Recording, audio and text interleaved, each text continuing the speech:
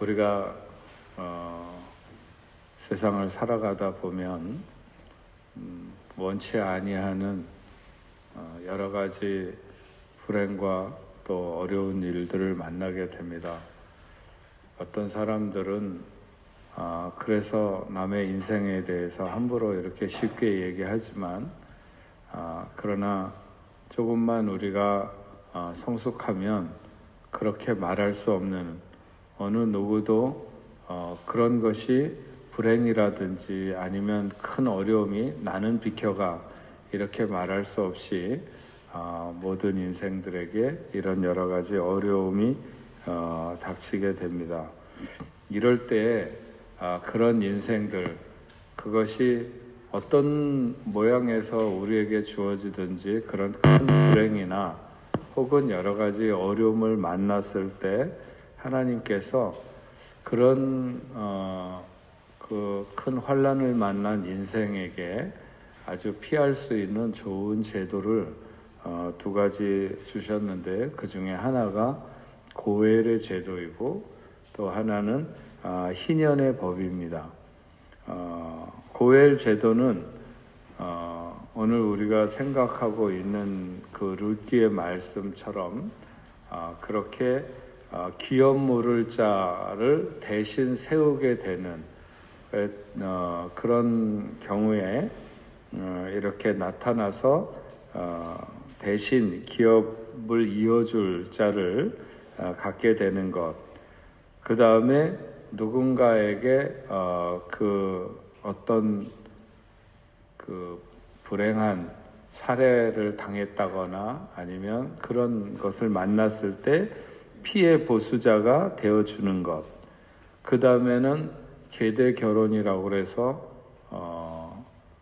형제 중에 누가 죽고 자식이 없으면 그 사람을 다른 형제가 그와 결혼을 해갖고 자식을 낳아서 대를 이어주도록 하는 계대 결혼이 있고, 또 친족의 죗값을 대신 받는 것에 대한 것, 이런 것 등등이 고엘 제도를 하나님이 인생에게 주신 것이고, 또 희년이라고 하는 것은 어쨌든 살다가 빚을 진다거나 여러 가지 이런저런 어려운 일로 인해서 어려워져서 자신의 그 어떤 재산이라든지 여러 가지 그 토지라든지 이런 것들을 다 잃어버렸을 때 어쨌든 부채를 탕감하게 되는 희년이 돌아오게 되면 모든 것이 제자리로 이렇게 돌아와서 다시 재부팅하듯이 그렇게 되는 부채 탕감이 이루어지고, 노예들도 해방되고 어디에 가서 있든지 간에 자기의 집으로 돌아올 수 있는 그런 그 제도가 돼 있고, 또 기업, 그래서 토지나 가옥을 다시 이렇게 그것이 희년이 되면 다시 돌아오게 되는 이런 것이 하나님께서 우리 인생들이 당하는 여러 가지 환난과 자기 백성이 받는 고통을 그 해결하시는 법으로 고엘의 제도와 희년법을 주신 것을 알 수 있습니다. 그래서 이런 것들은 모든 상실과 속박으로부터 원래 상태로 회복되는 은혜의 해이고 신원의 날, 이런 것이 희년인데, 희년은 마침내 예수 그리스도의 재림 사건으로 완성될 구원 사역의 정점을 예표해 주는 것입니다. 이러한 제도는 중요한 의미가 있는데, 첫째는 하나님이 주신 기업은 절대로 잃어서는 안 된다는 하나님의 마음을 우리에게 가르쳐 주는 것이고, 따라서 어떤 경우에도 그 기업을 잃어버리거나 양도할 수 없도록 하는 하나님의 의도에 대해서 우리는 잘 알아야 됩니다.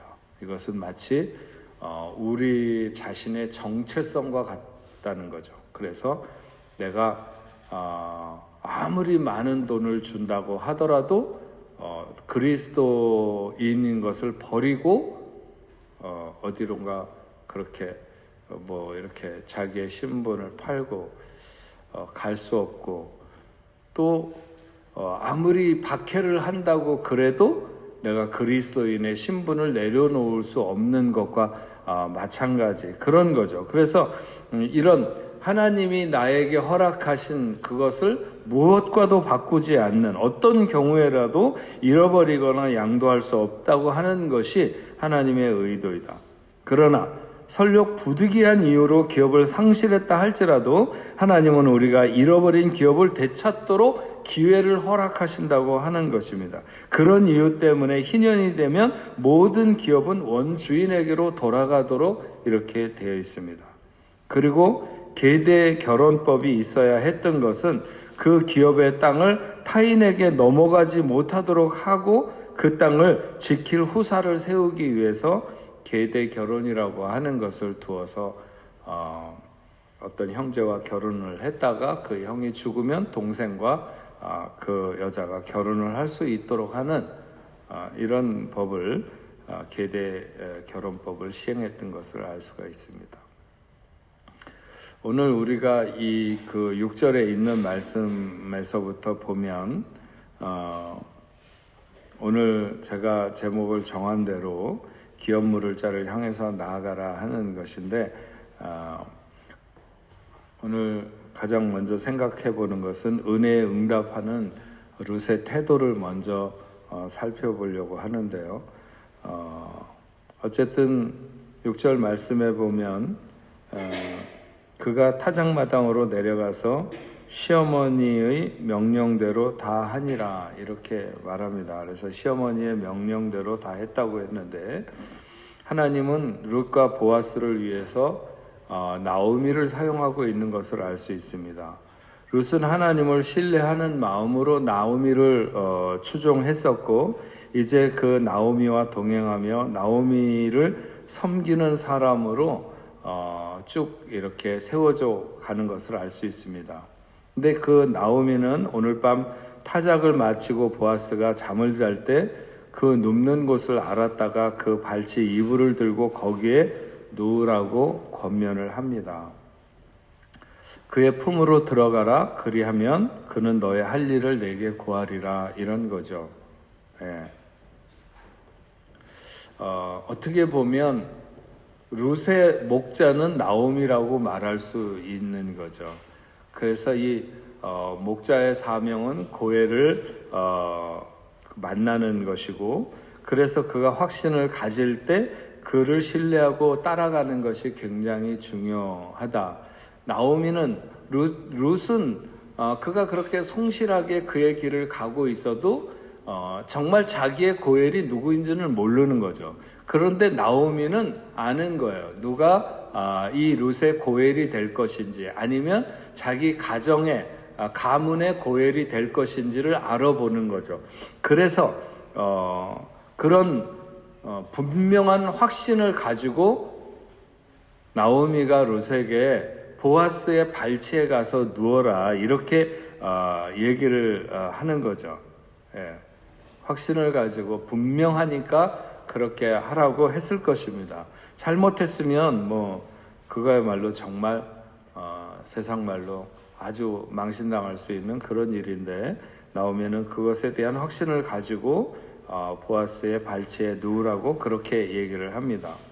그랬더니 룻이 정말 보아스의 발치에 이불을 들고 거기에 누움으로 인해서 보아스에 대한 전적인 의존을 나타내게 되는데 룻이 가만히 서서 그 발치 이불을 들고 거기 누웠더라. 예. 그러니까 보아스의 품에 자신의 몸과 마음, 정말 자신의 생의 모든 그의 영혼까지 다 맡기는 모습을 나타내는 거죠. 여기서 우리가 알 수 있는 것은 지난 시간에도 말했지만 우리가 그리스도 앞으로 나아가야 된다. 그리스도 앞에 나를 던져야 된다. 그 그리스도는 강하시죠. 나의 삶의 모든 문제 해답을 다 가지고 계신 그분이 나의 희년이고 그분이 나의 고엘이신 거죠. 그래서 우리가 그리스도에게 우리의 삶의 문제를 가지고 나가서 우리를 그분에게 전적으로 지난 시간에 얘기한 것처럼 우리를 낮추고 그분에게 드릴 수 있는 그래서 우리가 정말 주님을 사랑한다면 우리의 모든 것을 맡기고 거기에 누울 수 있어야 되는 거죠. 왜냐하면 그분만이 평화와 안식을 줄 수 있는 유일한 방법이기 거기 때문에 그것을 나오미는 직감했고 그래서 자기의 며느리 룻에게 그런 것을 이렇게 말하는 것을 알 수 있습니다. 그랬더니 9절과 10절 말씀에 보면 그 보아스가 그렇게 얘기하죠. 네가 연소한 자를 쫓지 않고 약속을 쫓는 그런 사람이라고 하는 것을 알아보게 되는데 이 룻이 말합니다. 당신의 옷자락으로 시녀를 덮으소서. 당신은 우리의 기업물을 자가 됨이니이다. 여기 그 옷자락이라고 하는 말과 그 2장에 보면 2장 12절 말씀에 보면 여기 그런 말이 있어요. 여호와께서 내게 행한 일에 보답하시기를 원하며 이스라엘의 하나님 여호와께서 그의 날개 아래에 보호를 받으러 온 내게 온전한 상 주시기를 원하노라 하는지라. 여기에 보면 여호와께서 그의 날개 아래에 보호를 받으러 여기에 날개라는 말과 옷자락이라고 하는 말이 같은 단어입니다. 그래서 그 히브리어로 카나프라고 하는데 날개와 옷자락, 이 날개라고 하는 말은 어미 닭의 병아리를 품는 어미 닭의 날개를 말하는 것이 아니라 성전의 그 지성소 안에 그 속죄소 우위를 이렇게 덮고 있는 천사의 날개, 그 날개를 언급한 것이죠. 그래서 하나님이여 주의 인자하심이 어찌 그리 보배로우신지요. 인생이 주의 날개 그늘 아래 피하나이다 할 때 바로 그 날개를 말하는 것입니다. 저희가 주의 집에 살찐 것으로 풍족할 것이라 주께서 복락의 강수로 마시우리이다. 또 내가 영원히 주의 장막에 거하며 주의 날개 밑에 피하리이다. 시편 61편에 말했는데 바로 그런 날개를 말하는 거죠. 여호와께서 모든 인생의 죄와 허물을 덮으시기 위해서 펼치신 그 날개를 말하는 것입니다. 그래서 약속에 대한 확실한 믿음을 가질 때 룻은 지성소로 들어갔고 이스라엘의 하나님에 의해서 받아들여진 것이다. 이렇게 볼 수 있는 거죠. 감정이나 상식, 충동을 쫓지 않고 약속을 쫓아 행하는 룻에게 고엘의 날개, 지성소의 옷자락이 그를 덮게 되는 그런 놀라운 은혜를 받게 됩니다. 기업은 약속을 믿고 기다리며 그 약속의 성취를 위해서 수고하는 자에게 준비된다 하는 것입니다. 약속은 우리를 지성소 그 날개 아래로 인도하게 된다 하는 것을 알 수 있습니다. 이렇게 했을 때 룻에게 더해지는 보아스의 은혜를 우리가 살펴볼 수 있는데 보아스가 룻의 제안을 받아들이게 됩니다. 11절 말씀에 보게 되면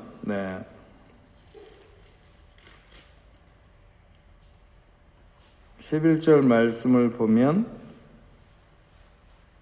그리고 이제 내 딸아 두려워하지 말라. 그리고 이제 내 딸아 두려워하지 말라. 사실 그거는 굉장히 두려운 일이 분명했을 거예요. 시키는 시어머니도 어지간한 확신 그런 것이 없으면 그런 일을 결코 시키지 않았을 것이고 또 그것을 따라서 행하는 룻에게 그것은 너무나도 두려운 일이었겠죠. 그러니까 보아스가 내 딸아 두려워하지 말라 이렇게 말하면서 내가 내 말대로 내게 다 행하리라. 우리가 약속을 붙잡고 주의 은혜 아래 거하게 되면 우리의 기도가 그분에게 들려진다는 사실을 우리가 분명히 알 수 있습니다. 너희가 내 안에 거하고 내 말이 너희 안에 거하면 무엇이든지 원하는 대로 구하라. 그리하면 이루리라. 요한복음 15장 7절에 말씀하셨죠. 룻은 하나님께서 이스라엘에게 주신 약속들에 대해서는 아무것도 주장할 수 없는 그런 외인이고 이방인입니다. 그녀는 모압 사람이었기 때문이죠. 그러나 룻은 나오미를 통하여 만난 하나님을 자신의 주, 그래서 생명을 걸고 따라야 할 약속의 하나님으로 의지하면서 지금까지 왔습니다. 드디어 그녀의 말이 고엘에게 들려지는, 그리고 그렇게 순전하게 하나님을 바라보고 따라왔던 그에게 그의 어떤 마음의 그런 룻이 정말 무엇이 그에게 좋은 것인지도 잘 알 수 없는 그에게 가장 좋은 것으로 허락하시는 정말 그의 소원이 고엘에게 들려지는, 보아스에게 그렇게 엄청난 세상 말로 말하면 정말 깜짝 놀랄 그런 행위에 대해서 보아스가 정말 기쁨으로 그를 받아들이고 있고, 그래서 칭찬하는 것을 알 수 있습니다. 10절과 11절에 보아스는 그녀의 믿음에 대해서 칭찬하죠. 내 딸아, 여호와께서 내게 복 주시기를 원하노라. 네가 빈부를 물론하고 연소한 자를 쫓지 아니하였으니 너의 베푼 인애가 처음보다 나중이 더하도다. 지금까지 내가 너에 대한 많은 이야기들을 들었어. 네가 얼마나 너희 시어머니에게나 아니면 네가 얼마나 그 깨끗하게 정말 유대인이 생각할 때 이방인은 다 개처럼 산다고 생각했는데 그 룻의 행동이나 어떤 삶의 태도가 얼마나 놀라웠는지 그 베들레헴의 소문이 이미 다 났어. 그래서 내가 그것을 이미 들어서 잘 알고 있어. 그런데 오늘 이렇게 오해받기에 충분한, 마치 길거리의 창녀들이나 할 법한 행위를 네가 했다고 해서 놀랄 필요는 전혀 없다. 나는 너의 마음을 너무나도 잘 안다. 그리고 통상적으로 사람이 여자가 재산이 많이 있거나 적게 있거나 어쨌든 자기 나이에 맞는 젊은 여자를 젊은 남자를 찾을 텐데 네가 그렇지 아니하고 나를 잘 알면서도 오늘 이렇게 한 거 모르겠어요. 보아스가 왜 혼자였는지는 모르지만 어쨌든 그 보아스가 그래도 그 룻의 상대로는 나이가 많았나 보죠. 그런데 그런 것을 다 알고 빈부를 물론하고 연소한 자를 쫓지 아니하였으니 너의 베푼 인애가 처음보다 나중이 더하다, 이렇게 말을 합니다. 9절 말씀에 보면 룻은 나는 모압 여인 룻입니다, 이렇게 그가 말하지 않고 나는 당신의 시녀 룻이오니 이렇게 말합니다. 지금은 그를 따르며 그가 주신 부스러기라도 주워 먹어야 될 그런 시녀죠. 그러나 이제 그녀는 고엘의 아내가 될 것입니다. 룻은 자신의 과거를 뒤로 던져버리고 지금 그 자리에 서 있는 것입니다. 처음에 룻은 저주받은 여인이었죠. 그러나 이제 얼마 후면 그녀의 기업을 물려줄 기업 물을 자의 아내로 후사가 세워지게 됩니다. 우리가 한때 어떤 사람이었고 무엇을 했으며 또 사람들이 우리에 대해서 무엇이라 말하든지 간에 그것에 우리는 얽매일 필요는 전혀 없습니다. 지나간 과거의 경험이 현재의 우리의 삶을 해방하지 못하도록 해야 됩니다. 주님이 나를 받으셨고 나는 계속해서 그분에게 가까이 나아가고 그분이 베푸는 정말 아무도 무시할 수 없는 그 누구도 무시할 수 없는 그런 그분에게로 가까이 나가게 되는 거죠. 동시에 보아스는 룻에게 그가 자기의 약속을 지킬 것이며 그녀의 필요를 채워줄 것에 대해서 약속을 합니다. 동시에 보아스는 룻에게 그가 그렇게 할 것을 약속해 주는데, 그래서 우리는 두려워할 필요가 없습니다. 환경이나 현재의 여건을 보지 말고 약속을 보고 고해를 보는 그런 삶이 되면 된다고 하는 것이죠. 우리는 하나님의 말씀 속에서 약속을 받은 사람들이잖아요. 그분은 약속하신 것을 행하실 것이며 또한 모든 필요를 결국 채우시고 넘치게 하실 것입니다. 주님은 우리의 잃어버린 기업을 되찾게 하려고 우리를 찾아오신 고엘이십니다. 예. 여러분들이 하나님을 찾아간 것 같습니까? 아니에요. 하나님이 우리를 찾아오셨죠. 왜 찾아오셨을까요? 우리가 우리의 잃어버린 것을 회복하도록 하시기 위해서 그분이 우리에게 찾아오신 거예요.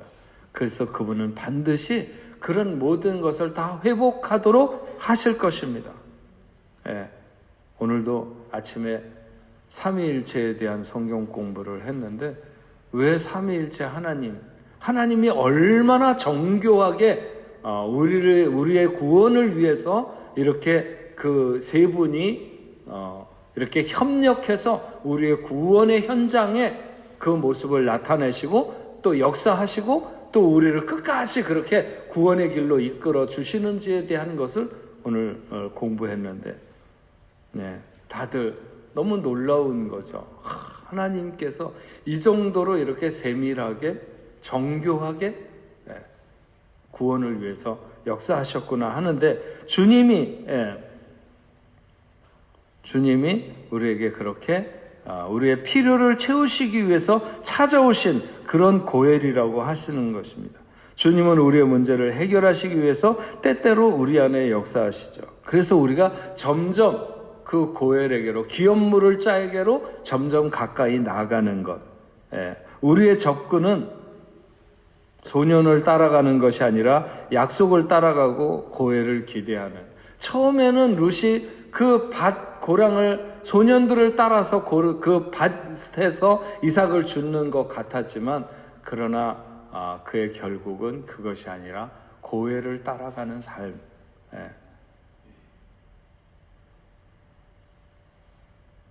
그러면서 보아스는 룻에게 고엘로서의 그 책임을 다하겠다고 약속을 합니다.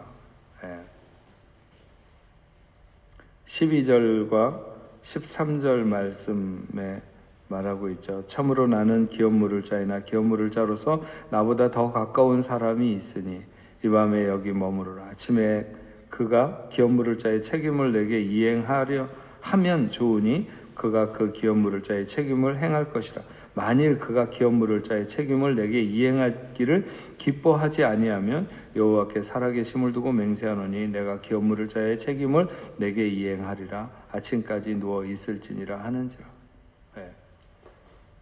이 보아스는 자기가 결코 책임을 회피하지 않겠다. 그러나 하나님의 뜻을 따라서 하나님의 인도하심을 따르겠다라고 하는 이런 모습을 나타내 주고 있습니다. 우리가 읽은 앞에서 본 그 2장에서는 룻은 나오미를 위해서 일을 합니다. 그녀는 밭에서 이삭을 주었죠. 그러나 지금은 상황이 바뀌었습니다. 룻의 유익을 위해서 보아스가 일하기 시작합니다. 처음에 룻은 나오미를 위해서 일을 하기 시작했는데, 그렇게 하다가 지나온 시간에 이제는 보아스가 룻을 위해서 일하는 그런 시간이 된 거죠. 마찬가지로 우리의 보아스 되시는 주님도 역시 우리의 유익을 위해서 일하신다고 하는 것입니다. 그리고 지금은 하늘에서 우리를 위해 중보하고 계시죠. 그분은 우리 안에 우리를 통해 우리의 삶을 건설하시고 일하시는 분이십니다. 우리가 약속을 붙들고 고해를 바라보고 그분만이 나의 구주가 되시고 그분만이 나의 구주가 되신다는 사실을 확신하는 저와 여러분들이 될 수 있기를 바랍니다. 나중에 가면 다음 주에도 생각하겠지만 18절에 보면 내 딸아 이 사건이 어떻게 되는 것을 알기까지 가만히 있으라. 그 사람이 오늘날 이 일이 성취되기 전에는 쉬지 아니하리라.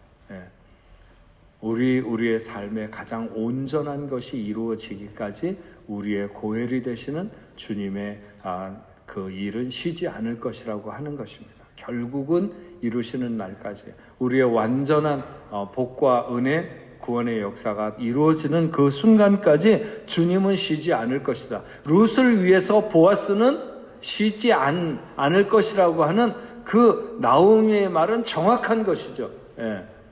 그가 한번 그렇게 그를 룻을 향한 사랑에 불타올랐을 때 룻이 뭐 더 찾아가가지고 뭐 뭔가를 이렇게 당신이 좀 일을 해야 되지 않겠느냐, 뭐 나서야 되지 않겠느냐, 이런 말을 할 필요가 없이 보아스는 룻을 위해서 쉬지 않고 일할 것이라고 하는 것을 나오미가 내다봤던 것처럼 분명히 오늘 이 시간에 나온 저와 여러분들을 위해서 일하시는 주님은 우리에게 하신 그 약속을 성취하시는 순간까지 쉬지 않고 일하실 것이라고 하는 것입니다. 주 예수님은 자신이 시작한 것은 무엇이든지 간에 끝을 이루신다 하는 것입니다. 빌립보서 1장 6절 말씀해 보면 너희 속에 착한 일을 시작하신 이가 그리스도 예수의 날까지 이루실 줄을 확신한다고 말씀하고 있는 것을 알 수가 있습니다. 사랑하는 여러분, 오늘 말씀을 통해서 우리가 기업물을 자를 향하여서 나아가는, 다시 말하면 약속을 붙들고 주님 앞에 더 가까이 나아가는 저와 여러분들이 돼야 될 줄로 믿습니다. 그것만이 우리의 완전한 삶의 승리, 참된 복을 누릴 수 있는 그런 길이라는 사실을 알고 기업물을 짜 우리의 고혈이 되시는 주님 앞으로 더 가까이 나아가는 저와 여러분들이 다 되기를 주의 이름으로 축원합니다.